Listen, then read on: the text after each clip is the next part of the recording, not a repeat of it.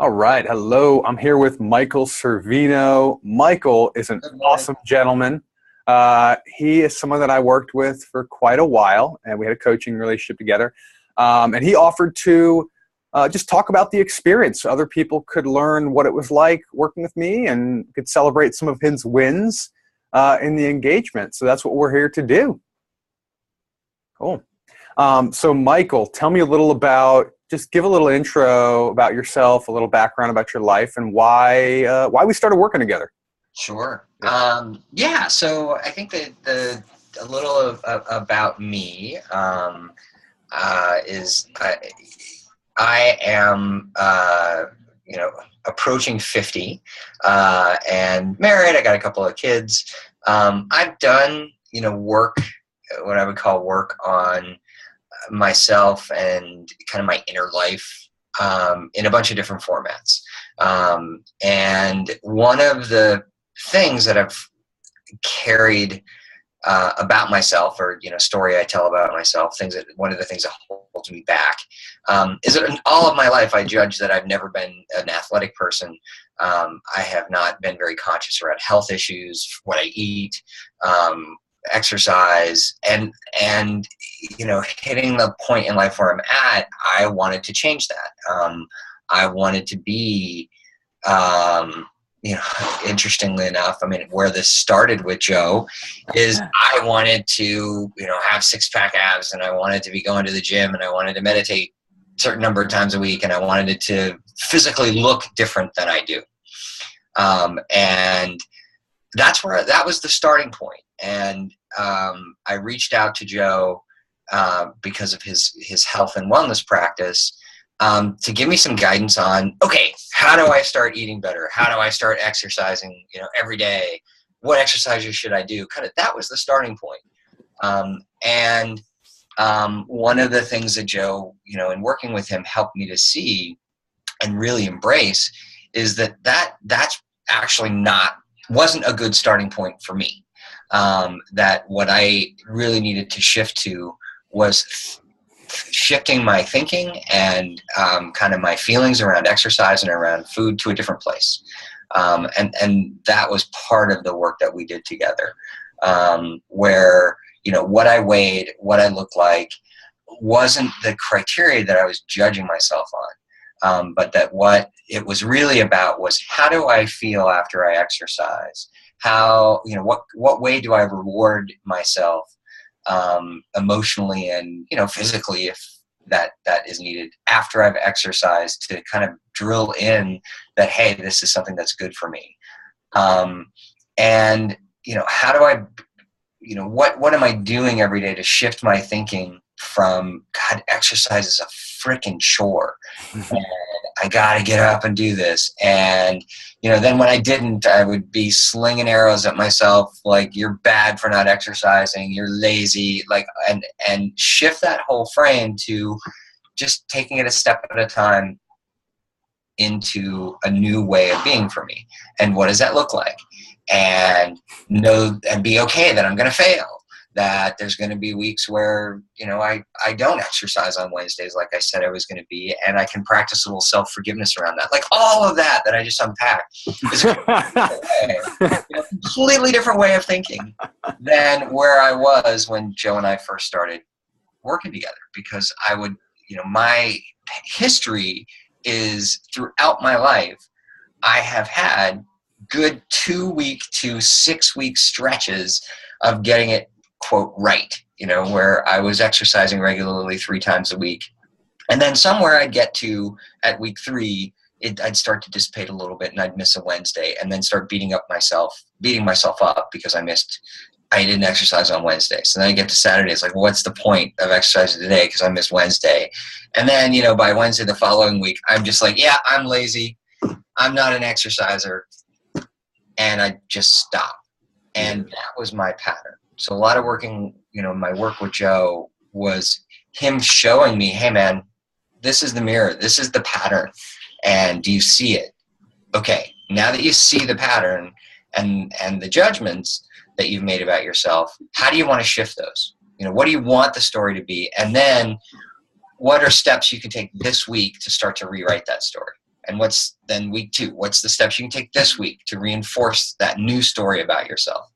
And it was really amazing. I mean, I can just feel the excitement actually in my body around how far I have come from that initial story of I'm lazy, I can't consistently exercise, I'll never be an exerciser, to, I went for an 8-mile run on Sunday.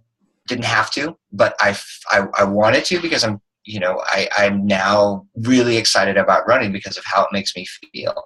And I got up yesterday morning and felt like I wanted to sleep in another hour, but I ran and, I did my push-ups and I did my sit-ups, and it felt great. And it set me off on a good day on Tuesday. And that's a new pattern for me, to like wake up and be like, yeah, I want to exercise today because I know the good stuff that's there for me if I do. I ran a Ragnar race 2 weeks ago.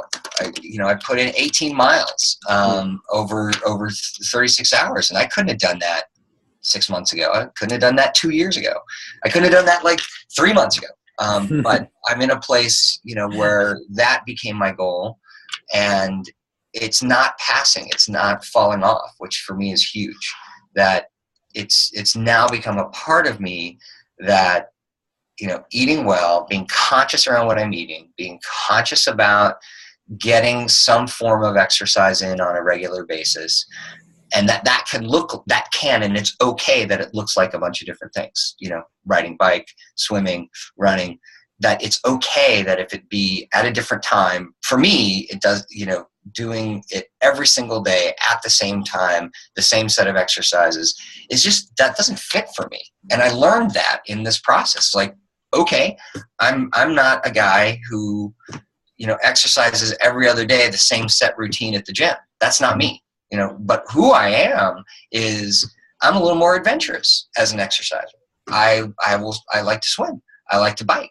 I like to run. I like to get out and play ultimate frisbee. I didn't, kind of know these things about myself until I explored it and learned what works for me. Yeah. Wow. First of all, that's awesome, because you've outpaced me at this point in your physical activity, because I'm not running 8 miles and I've yet to do that in my life. And it's wild. It's pretty amazing to see the energy you have around engaging your body and doing it in a way where it doesn't need to be perfectionist per se. It's just about taking action and learning about yourself in the process. So it's been pretty amazing to see you make that shift and to start taking this action. It's been pretty powerful. I like to think that you were on that trajectory, and I maybe stepped in a little and helped steer the ship, little course corrections here and there. But you unpacked some big stuff, like the whole beginning. I want to jump in on that, because I think you got a really good, I think it's a really good insight. I have been, I would say the last 4 years, I have been on a path for myself that I chose to explore more about who I am emotionally, how I relate to the world emotionally, how can I be a better father, how can I be a better husband, how can I show up at work with a little less judgment and anger at all the people that are not doing what I want them to do. Like I've really wanted to rewrite that, rework those parts of me. And that's been a spiritual and mental and emotional exercise. And adding, the physical, who I am physically, how I relate to my body, how I address the needs of my body is a part that I wasn't part of all of that. It kind of got added in when I sort of got to a point of recovery and a point of stability in my new self. That's like, wow, okay, I've dealt with the things holding me back emotionally. I've dealt with, how I burst out in anger at stuff. I've dealt with, a couple of other bad habits that I've had, worked on fixing those, worked on getting real about those and aware of them. And then it was like, okay, I now have this sort of not last, but this big final massive hurdle in my mind of, being physically fit. And so this is a step as a part of a whole life journey of just becoming a better person. And not that I was a bad person before, and I think actually, see, I'm catching myself in my own talk. Is like, before that implies I'm a bad person now. Right. Yeah. No, it's just my life would be better, would be different would be better if I did this. And I want that to be better. Yeah. So, you really touched on something powerful. I think for so many people, the things that you were talking about working on that came in front of or before looking at how you eat, how physically active you are, judgment about your body, etc.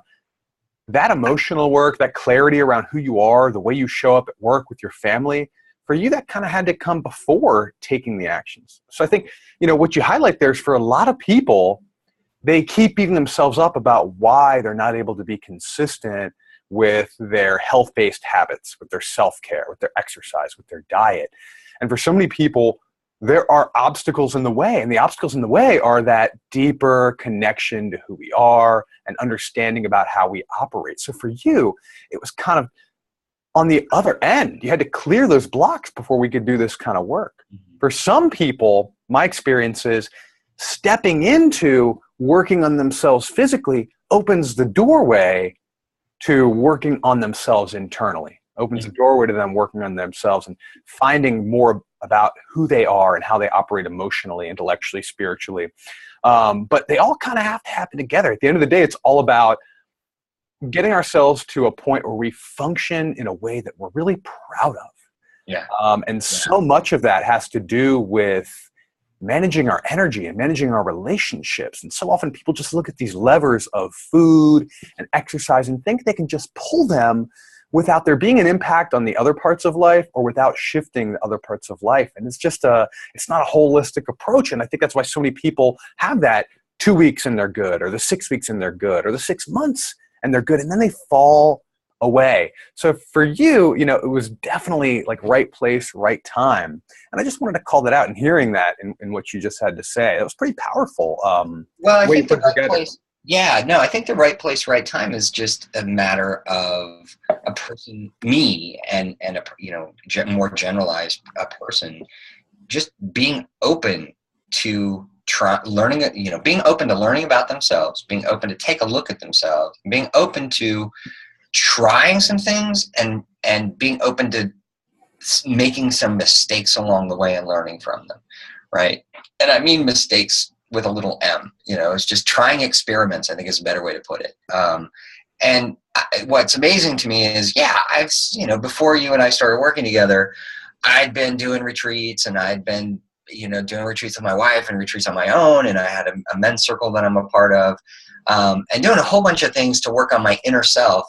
And none of that was really none of it was popping open the blockage to exercise. Like, I had tried in a bunch of different venues to get into a pattern of regular exercise, and nothing was working. Like, I just kept doing this 2 week, 3 week, do it for a little while, then fall off, do it for a little while, fall off. And all I kept doing was just reinforcing this story that I am unhealthy, I have bad habits around exercise. What it took was just shifting and looking at and really being open to focus on what's going on with me mentally and emotionally and physically. Mm-hmm. Let's inventory, you and I inventoried that, and we talked about what was happening, what I was thinking when I went to go exercise, what I was thinking when I was, planning breakfast or lunch. And, what that revealed was just the amount of negative energy that I was pushing through to exercise. Like, all of those stories about me, all of those expectations about what 2 weeks of exercise was going to do for me. And then I got to that point and was like, well, shit, I haven't lost any weight. My waist size, yeah. All I feel is freaking tired. This is not working for me. Forget it. I feel worse. Yeah. Then it just took an awareness of that stuff going on. And the help that you gave me was like resetting. Look, this is what the timeline might look like for you. And this is going forward what might happen in the next month. And that you might drop off, you might miss, these things might happen. And that's okay. It's part of the experiment, right? And just that whole way of thinking shifted my frame to where I could give myself permission, just do it and not carry all that baggage with me when I was doing it. So I could be more aware when I was exercising about how it felt, and not processing this story around, well, you're going to do it today, it'll feel good, but you're just going to stop doing it in 2 weeks. And why are you even bothering, right? I mean, that story stopped running in my head. Yeah. And the other piece I just want to mention is around food, is just the total unconscious behavior that I had about eating. You know, I didn't think about it. If I felt like breakfast, I eat it. If I felt like lunch, I'd eat whatever I want, whatever I felt like. Like, no conscious processing of things like, I need protein every morning. You know, that I feel better when I have protein for breakfast. I feel better when I eat, you know, a certain amount of vegetables and a certain amount of protein at lunch than if I just, you know, have a peanut butter and jelly sandwich that doesn't do it for me.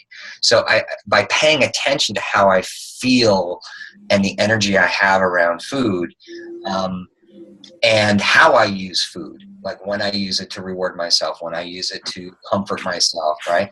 I mean, just being aware of, like, helps me shift when I need to. Well, like, yeah, I'm going for cookies at 9 o'clock at night because I just, you know, I'm feeling kind of like I want, you know, to reward myself. Great. Fully own that. I can fully own that. Yeah, I'm going to have a cookie because I'm rewarding myself. And I'm conscious about it. And I'm conscious about when I want to go buy, you know, candy, or when I want to go do this, because I'm just having kind of a down day and it'll give me a bit of a lift.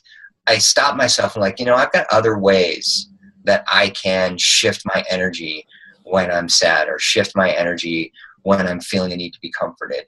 Why don't I pick up the phone and call someone, or journal about it, or, you know, I got a half a dozen other tools in my toolbox now that aren't food. Yeah. Which is huge for me, you know, because I just, you know, for anybody listening, for 25 years I smoked. I was a heavy drinker. And, you know, so for me, I have, you know, not before Joe and I started working together, you know, I had cut cigarettes out of my life. I had cut drinking out of my life. And so it kind of got to where, like, food and, you know, was sort of the last bastion of what I could, you know, reward myself with. And now I'm able to look at it and say, you know what? I can shift my energy around by going for a run. I can shift, you know, if I'm having a rough day at work, I can just take a little bit of a time out and do some sit-ups and push-ups and get energy flowing. And I know that that's a new tool for me that I didn't even think about before you and I started working together. Wow. Yeah, there's so much in what you had just said. I mean, at the end of the day, I think the reason that people have a real hard time is they're focusing on results, and they're not focusing on the immediate impact of what they're doing for themselves. So, you know, it's hard the first few weeks you start something.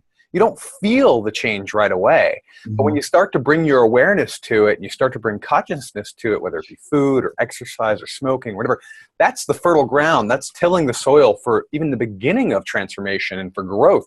And so often people are looking at the six-pack abs, or the certain waistline, or, you know, the bikini body for women. And, you know, if you spent 10, 15, 20, 30 years creating the patterns that you have now and the body you have now, it's not changing in 2 or 3 weeks. It's a long-term approach where you need to take little actions. And the little actions just feel horrible if we're not focused on the immediate impact on our energy, our mindset, our mood, how we relate with other people, because it might take 3 months for someone like you who is only carrying a few extra pounds to lose those few extra pounds. But it only takes a couple of days or a couple times to notice how you relate better with your sons or at work or whatever when you're doing the things you need to do to take care of yourself. So it's amazing to hear that was really one of the big impacts. That's what I hope for with everyone I just come in contact with. Let's bring some attention and some awareness and make effort, have compassion at the same time for when we're not perfect. So that's such a great kind of summation of what my hopes are when working with anybody, and what I want for all people when it comes to that balance around how they manage their life and their energy and their body, you know?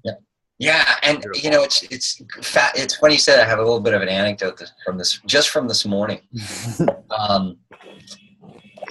when we first started working together, I shared with you what I wanted, right? It was like, I want 6-pack abs, and I want to get back down to a 34-inch waist, and I want to get back down to 155 as my weight, and I want this, and I want this, and I just created this list, and you laughed. Did I laugh? Did I laugh at you? Yeah, it's like, yeah, I'm like, you That's so and mean. everybody else wants those same things, and let's talk about what might be more realistic, what might actually really happen for you. And that's going back, as we talked about what the next couple of weeks might look like and what change might not ever happen. That was a great session we had, where you really opened my eyes that, Mike, there are people that exercise regularly and never drop that last 10 pounds and never lose that last inch. And, that's a possibility for you. That might happen. And, at the same time, you're going to feel physically stronger. You're going to be able to take really deep breaths. You're going to be able to run, walk. There will be other benefits that you can embrace, even if you don't lose that last 5 or that last inch. And to me, just that popped open, like, yeah, man, my body may just not be that kind of body. I may just not be that kind of exerciser. I may, and I should be open to that. So bring it forward to this morning. This morning I get on, I still get on the scale every day. And it becomes an exercise, and 3 more pounds of water weight. Oh, I lost 3 pounds of water weight. I don't care anymore that I'm fluctuating between 165 and 170 pretty much every day. It's like roulette. Where am I going to be on the, I don't care about the weight. I do it more out of curiosity, just to see and watch. I think it's fascinating how much my weight fluctuates every day when and so that's why I'm doing it. And there's no judgment that's shooting in. I've lost 2 inches around my waist, which I look at that. I'm like, okay, what's the connection? Yeah, I lost some around my waist, and I weigh the same that I did a year ago. I'm building muscle mass, which is fabulous. And, I can run 3 miles and do it in 8 minutes a mile, which when I started running, I was 11 minutes, and I can now do, 30 push-ups instead of 5. And so my metrics for success are totally different than when I first started out working with you. It's like, what I weigh, what I look like doesn't matter. What matters is internally, how do I feel about how I've done this week on keeping to my exercise plan? How do I feel at 2:00 in the afternoon, and what do I need to do about it right now to shift that energy around?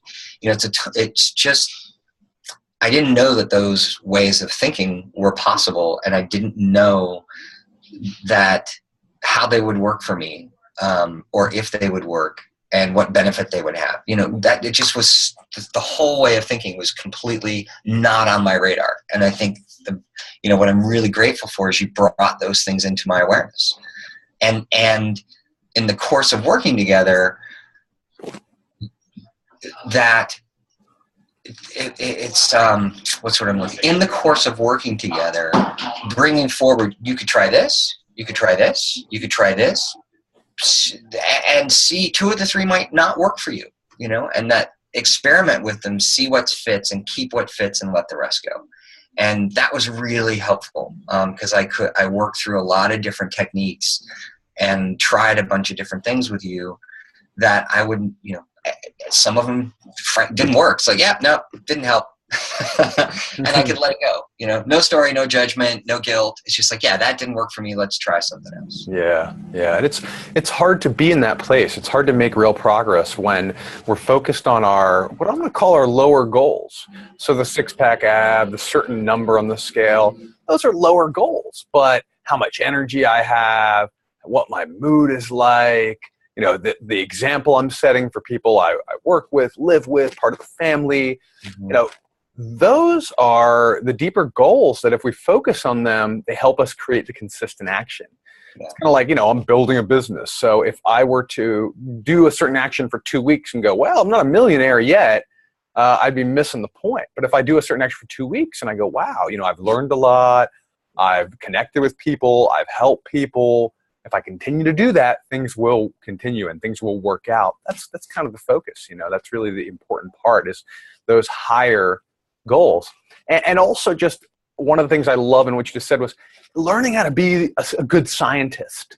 We put so much weight on science, right? But then we don't, in this culture, right? But then we don't become a scientist for ourselves. We like to think we're these like gladiators or Greek gods that can just decide to do something and it just works. It's supposed to work. Well, it worked for, I don't know, it worked for Sean T, so it's got to work for me. Yeah. But in reality, I remember we talked about this, and different people are cut different ways, right? Right. We had a session around this, and we talked about my wife and how she's amazing. Like, she will decide, I'm going to change like she did this with lunch about a year ago, that, I want to, trim down and lose a little bit of weight. And so I am going to start eating this prescriptive lunch. And I'm just going to do that every day. And she just went and did it. I was like, how do you do that? Yeah. Because I'll be like, I'm going to do that. And again, I'll do it for a couple of days and then I'll drop off. So I do think there are some people who are built of the stuff that they can totally lock in and just get it done and stick to the track. And I'm not that person. Right. And so I need to come at it. I need to come at change for myself in a different way. And I didn't know what that way was, because all I knew was I see my wife can do it that way. I see other people who just decide that they're going to do it and they get it done. And gosh, I'm not like that. So, just beat myself up rather than work through a process of realizing, hey, I make change in my habits in a different way. And there's a different process for me. Yeah. And that scientist process is what opened it up for me. And I remember it came first around smoking. Like when you and I first started working together, I was cheating. I had quit smoking for like 5 years and I was starting smoking again, and hating myself for it. And it was that scientist process of, first just forgive myself that I'm smoking and know that that's what I'm doing right now. I'm doing it for a reason. Let's be a scientist and explore the reason that I'm doing it. And really look at what that's about, what comes up for me when I pull a cigarette out, when I'm smoking one. Just let's get, for me, it was getting really aware of it. Yeah, I am doing this out of comfort. I'm doing this out of sometimes avoidance. I don't want to get too into the whole story about why, but approaching it as a science, approaching that scientist or that awareness, help me inventory. Okay, here's what's going on. Here's why. And what behavior could I introduce instead to start to shift that need, fill that need in a different way, and gradually let go of the smoking, because I'm adding new things in that are going to feed that need. Like that dynamic was just not there for me. Just not there. Right. Yeah. We so often, when it comes to a habit we don't like, we just try and take it away. And there is an amazing reason why we're doing that habit.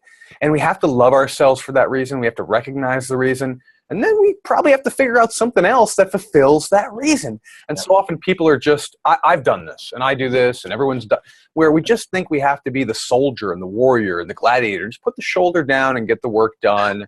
And it's just, it's exhausting because we're always battling ourselves rather than working with ourselves. So what I heard was a big switch for you.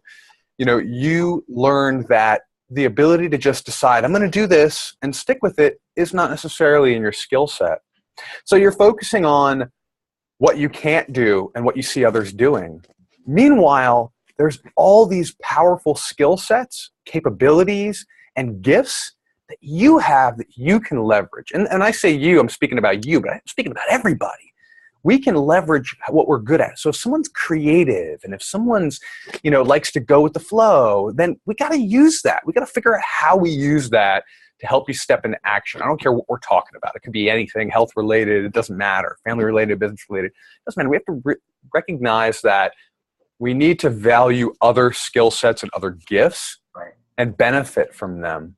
And real quick, one thing, because we're running a little short on time, one thing I did want to touch on was, and I might be throwing this out there, we didn't necessarily discuss this beforehand, but one of the big things that we ended up looking at was and I really want to say this because I think a lot of other people do this, was having excess responsibilities and things on your plate that was taking energy away from you focusing on your personal health.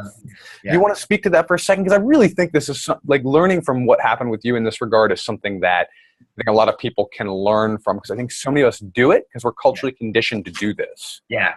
And I think it's really important that thank you for bringing that up, because, if there's the working on my health, like exercise and food, was about this much of what our coaching was around, and about for me, meaning, that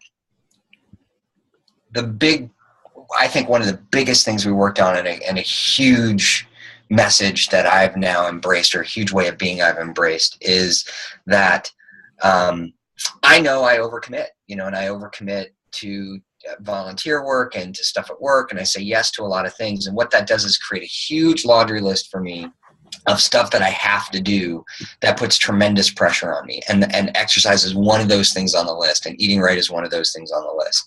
And we worked on that, and you posted about, why am I taking on all of these things, and how is that serving me to be saying yes to so many things? Why do I do that? And when really what that does is just create so much pressure on myself, and I don't feel freedom, and I don't feel able to take time for myself. And that was blocking me from getting what I wanted. That was blocking me from getting healthier. And what that was about is, this really deep story I tell myself that I need to do for others in order to be appreciated and to be okay. That, by being a human being is not enough. I have to be a human doing for other people. And that story is really true. I know that's kind of a cliche statement, but for me, I need to do stuff to be appreciated and loved by others. That was my belief. And that belief built my plate so full that doing things for myself just because I wanted to do them, like exercising, like taking a nap if I want to, or reading, like I judged those to be self-indulgent and selfish. And that deep, deep story, I didn't even know that was playing. I didn't know that was going on until we really dug at it.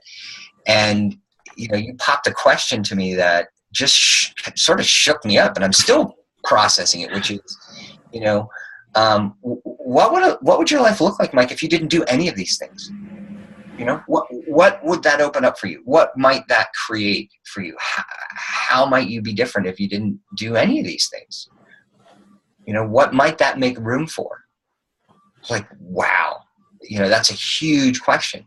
And I don't know, but you know what? The scientist in me wants to find out. So here's what I'm going to do. And you and I worked together over, I think it was over 2 sessions. I inventoried all the things that I'm committed to, from my, starting with my wife, my kids, the PTA, the volunteer stuff I'm doing, work stuff I'm doing, additional, just all these things on the list.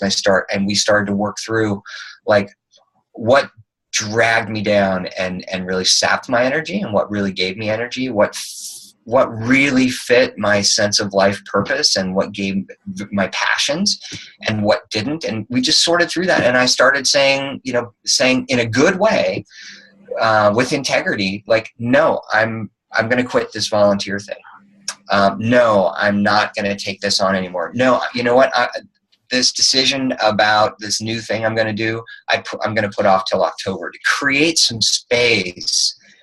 And that was huge. If I hadn't done that, here's the thing. If I hadn't gone through that process, I would not have had the open space in my calendar to commit to doing the Ragnar race out in Utah that I ran, this 12-person relay race.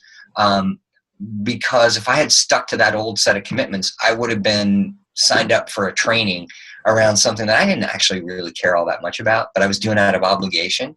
I would have been locked in and had to say no to this race. And because I recognized that, like, did the work to realize I'm doing this out of obligation, not because I really want to. I said no and created a free weekend for myself that I was able to take advantage of an opportunity I didn't even know was going to be coming my way. Right. Yeah. So I think that, that's been huge for me. And it now operates in my mind as like, am I doing this out of some sense of guilt or obligation? Or am I choosing to do this because it's something I really want for me in my life? And that's not selfish. That's me taking control of my life. And that's just energetically such a huge shift for me. And I feel so much more powerful around not just what I eat and when I can exercise, but around, what choices I can make for me, for my family, for my wife, that are going to make everybody's life better. And, what things are just going to like sap my energy and drag me down. And that's huge for me. That is huge. And that's like kind of a really cool, like last point, I think, to look at, which is, so we as human beings, we have a certain amount of energy, mentally, emotionally, physically, spiritually. And if we're draining it in ways that don't serve us, it's really hard to make some big change.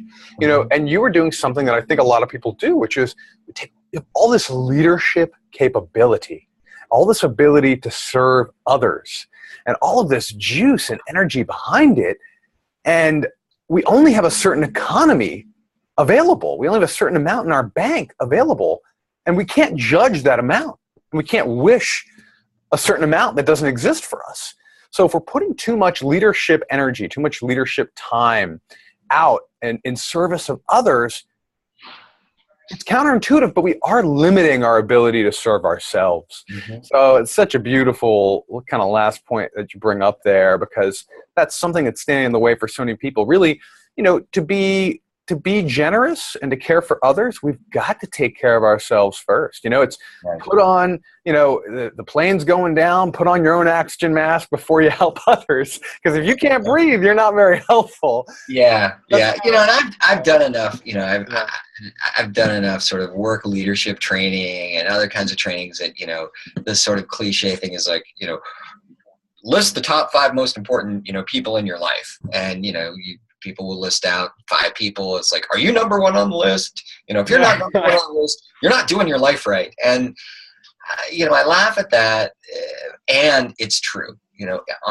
I am now very clear that it is vital, to me, that I take care of my own health, and health spiritually, mentally, and physically, right? It's all of those things that I've got to take care of that first, in order to come from a place of energy and compassion and calm to be able to serve my wife in a really good way and be in great relationship with her and with my kids and with my men's circle and, then work. And that's those are my priorities in that order. And then volunteer stuff. And the volunteer stuff I'm doing, I'm choosing because it feeds me. And I can give, right? It's a 2-way relationship. And, and on this, like last night, one of the groups that I work with, I'm treasurer for, and I'm doing all the paperwork and I'm on my computer filling out forms. And there was a moment where like, this is drudgery, why do I have to spend my time doing this? And it's very easy now for me to say, you know what, I chose this. And because of the bigger picture, the energy it gives me and how it rewards me, I chose this. So in this moment right now, this is a little bit of drudgery, but I was able to pop that feeling by and recognize like this was a choice. And a year ago when I had 18 things like that on my list, every single one of them was a drag. And for people who, this is sort of my ending thought is, for people who really want to make deep, significant change in their life for themselves, that is going to address their health and that's going to address how they are physically. If they're really committed to that, the health and the physical part, those are outcomes of really addressing the deeper stories that are going on. And if you really want the health outcomes, then embrace the need to do that work on yourself and on your stories that you're telling yourself that you want to move past. And that's going to pop things wide open for you. And if you're open to that, then for me anyway, being open to it has just radically changed my life. Wow. Okay, I'm going to end there. I think that was like perfect. I think that it's such a great, and you have such a great way of framing things. Once you get it, you get it. That's one of the things I loved working with you on. Yeah. Because it was just like when we dove in, you knew how to go and make connections that were needed to make. Yeah. So, Michael, thank you for doing this. This has been awesome. It's helped me learn a little bit about some of the value that I help people with, and help me think about my own life, actually, and some of the ways I'm doing the stuff that I coach people on, maybe. And so I really, really, truly appreciate it. It's been great for me. I mean, it's been, in a way, it's been great to have this time, Joe, to really think about, about a year ago when we started working together, where I was and how far I've come is freaking amazing. And so it's been a great honor and a blessing for me to actually take some stock of how far I have come. Beautiful. Beautiful. Thank you. And if anyone who's listening to this, you probably know where to find me, but www.dropthearmor.com. Thank you, Michael. I totally appreciate it. Inspired and excited to go, do some more work right now with people and help them out, and some more work on myself to create deeper awareness. So appreciate it, man. Cool. Love you.